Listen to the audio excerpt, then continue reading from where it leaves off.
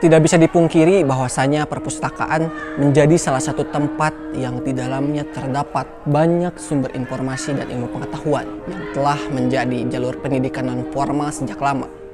Perpustakaan pada awalnya hadir untuk menyimpan berkas perniagaan saja.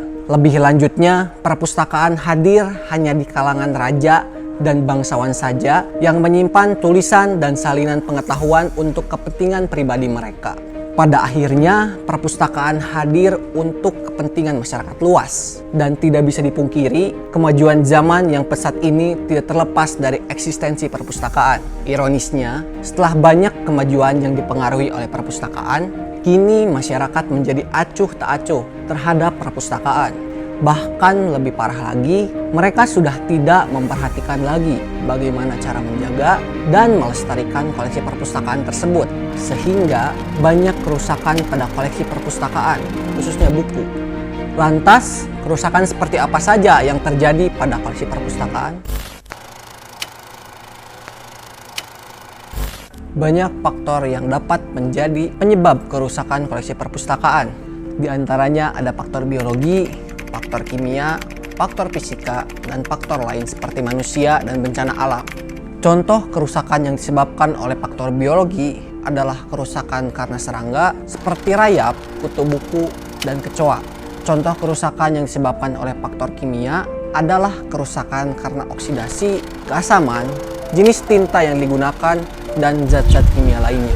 Contoh kerusakan yang disebabkan oleh faktor fisika adalah kerusakan yang disebabkan oleh cahaya, debu, suhu, dan kelembaban udara. Selanjutnya, contoh kerusakan yang disebabkan oleh faktor manusia adalah vandalisme seperti merobek buku, melipat buku, mencoret buku, dan mencuri buku. Selanjutnya, kalau yang disebabkan oleh bencana alam, contohnya adalah karena banjir, kebakaran, gempa bumi, dan sebagainya. Lantas, bagaimana cara menjaga koleksi perpustakaan agar dapat digunakan dan dimanfaatkan dalam waktu yang lama? Dalam melakukan pelestarian koleksi perpustakaan, perlu diketahui ada yang namanya preservasi dan konservasi.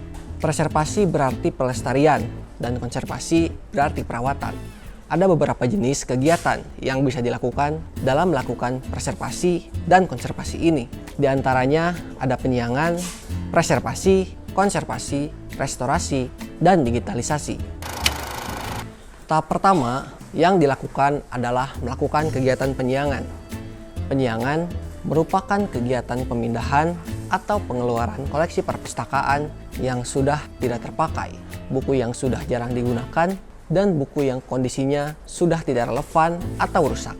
Tujuan kegiatan penyiangan adalah agar buku yang sudah usang dan rusak dapat segera diperbaiki atau diganti dengan koleksi buku yang baru. Cara melakukan kegiatan penyiangan adalah sebagai berikut. Pertama, tentukan syarat dan jenis koleksi perpustakaan yang akan disiangi. Di sini syarat yang diambil adalah berdasarkan kondisi dan tahun terbit. Untuk jenis koleksinya adalah buku. Kedua, mulai pilih dan seleksi koleksi perpustakaan yang akan disiangi. Pertimbangkan koleksi buku mana yang dianggap sudah tidak bermanfaat bagi pemustaka. Ketiga, setelah melakukan proses seleksi, hapus data koleksi yang sudah disiangi pada pangkalan data. Di sini sistem yang digunakan adalah SLIM. Keempat, beri keterangan pada koleksi yang disiangi. Berbunyi dikeluarkan dari koleksi perpustakaan. Jangan lupa dicap. Kelima, buat berita acara tentang hasil penyiangan untuk keperluan pertanggungjawaban administrasi dengan dilampiri daftar koleksi perpustakaan hasil penyiangan. Tindakan selanjutnya adalah memilih apakah koleksi hasil penyiangan akan disimpan di gudang atau bisa juga ditawarkan ke perpustakaan lain yang lebih membutuhkan. Proses penyiangan sudah selesai. Kemudian, tahap kedua adalah melakukan kegiatan preservasi. Preservasi adalah kegiatan untuk mengusahakan agar koleksi perpustakaan selalu lestari dan siap untuk digunakan dalam keadaan baik. Preservasi ada dua jenis, yaitu preservasi preventif dan preservasi kuratif. Preventif dimaksudkan untuk mencegah sebelum koleksi perpustakaan mengalami kerusakan, sedangkan kuratif mempunyai arti perbaikan koleksi perpustakaan yang sudah terlanjur rusak. Yang akan lebih dijelaskan di sini adalah preservasi preventif. Cara melakukannya yaitu sebagai berikut. Pertama, membersihkan secara rutin seluruh perabotan dan perlengkapan perpustakaan. Keadaan ruangan perpustakaan harus selalu dalam keadaan bersih. Kedua, memberi sampul setiap buku yang dimiliki oleh perpustakaan agar terhindar dari kerusakan.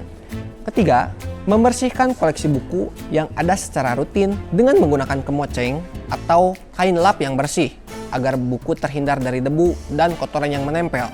Keempat, memberi peringatan kepada pemustaka agar secara bersama-sama turut menjaga kebersihan dan kelestarian koleksi perpustakaan. Kelima, tetap menjaga kerapihan letak buku-buku atau koleksi perpustakaan agar selalu dalam keadaan siaga layan. Dan yang terakhir, melaksanakan penyemprotan dengan menggunakan obat anti serangga guna membunuh serangga pengganggu yang berada di sela-sela koleksi perpustakaan. Kegiatan preservasi preventif sudah selesai dilakukan. Tahap ketiga adalah melakukan kegiatan konservasi.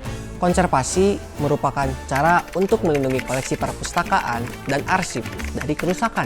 Tujuan konservasi adalah untuk menyelamatkan bentuk fisik dan nilai informasi yang terkandung pada koleksi perpustakaan.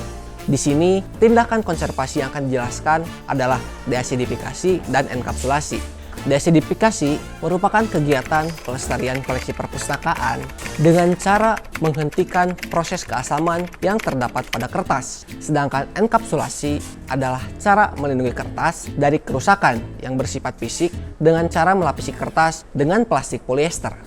Cara melakukan deasidifikasi basah yaitu sebagai berikut. Pertama, siapkan alat dan bahannya, yaitu bejana, magnesium karbonat, dan air. Kedua, tuangkan air ke dalam bejana. Kemudian siapkan lembaran kertas yang akan dihilangkan keasamannya. Ukur pH keasaman pada kertas tersebut menggunakan kertas lakmus. Di sini warna kertas lakmus berwarna kuning yang menunjukkan indikator nomor 6. pH di bawah 7 menunjukkan bahwa kertas mengandung asam. Ketiga, campurkan magnesium karbonat secukupnya ke dalam bejana. Keempat, masukkan kertas yang ingin dihilangkan keasamannya ke dalam bejana. Kelima, lembaran kertas tersebut direndam selama 30 menit. Keenam, setelah 30 menit, angkat kertas dan ukur kembali dengan kertas lakmus. Di sini kertas lakmus berwarna hijau dengan indikator angka 8 yang menandakan tingkat keasaman kertas sudah hilang. Ketujuh, keringkan kertas sambil diperhatikan agar kertas benar-benar kering. Jangan menjemur kertas di bawah sinar matahari langsung. Kedelapan, jika kertas sudah kering, ukur kembali untuk memastikan pH pada kertas tidak berubah.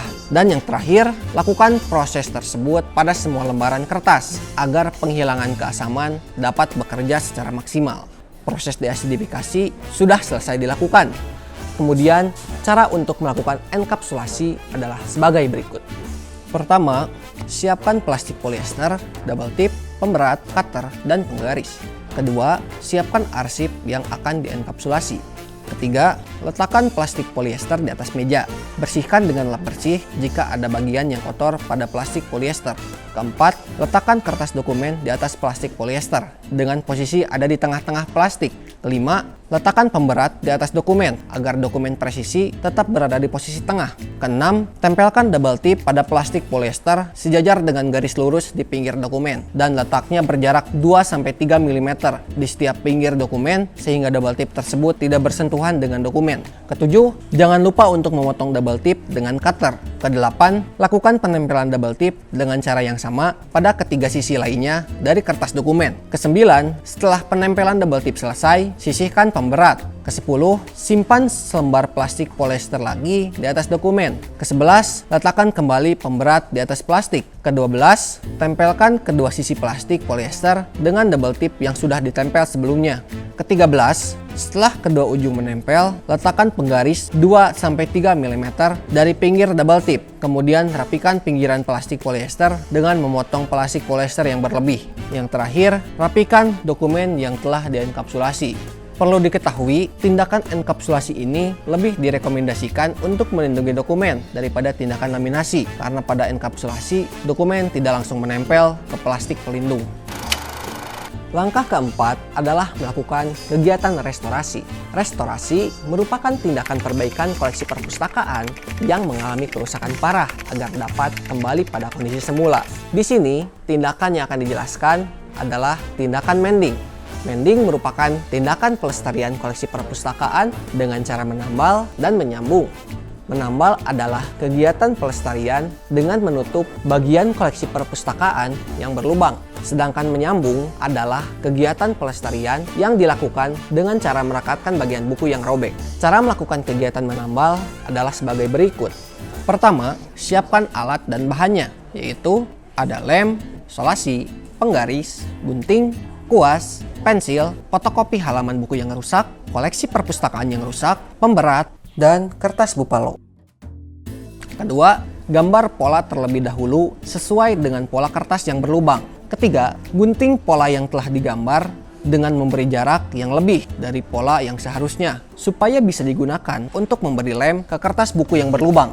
Keempat, sebelum memberi lem, simpan kertas Bupalo di bawah kertas yang berlubang agar kertas tidak menempel satu sama lainnya. Kelima, aplikasikan lem kertas pada pola yang telah digunting. Kemudian tempelkan dan sesuaikan dengan lokasinya. Jangan lupa dirapikan ya. Dan yang terakhir, tunggu hingga kering. Kegiatan menambal sudah selesai. Kemudian, cara melakukan kegiatan menyambung adalah sebagai berikut. Pertama, beri garis pada kertas buku yang rusak dengan menyisakan 1 cm pada pangkal kertas. Kedua, gunting sesuai dengan pola garis yang sudah digambar. Ketiga, persiapkan fotokopi kertas buku yang rusak. Keempat, letakkan pembatas, yaitu kertas Bupalo, agar lem tidak lengket pada kertas buku yang lain. Kelima, aplikasikan lem pada sisi kertas yang sudah digunting sebelumnya secara merata. Keenam, tempelkan hasil fotokopian kertas buku yang rusak kepada sisa kertas. Jangan lupa diratakan agar menempel dengan sempurna.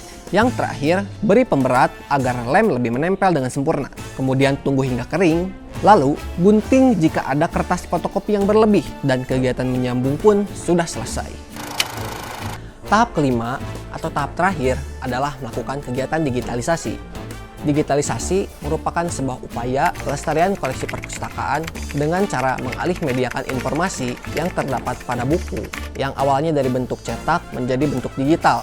Tetapi perlu diperhatikan, tidak semua koleksi buku dapat dialih mediakan secara bebas karena ada hak cipta di setiap karya buku sesuai dengan apa yang diatur pada UU Nomor 28 Tahun 2014 tentang hak cipta. Di sini yang akan dialih mediakan adalah koleksi skripsi agar koleksi tersebut dapat lebih mudah diakses oleh pemustaka, khususnya mahasiswa. Untuk cara melakukannya yaitu sebagai berikut.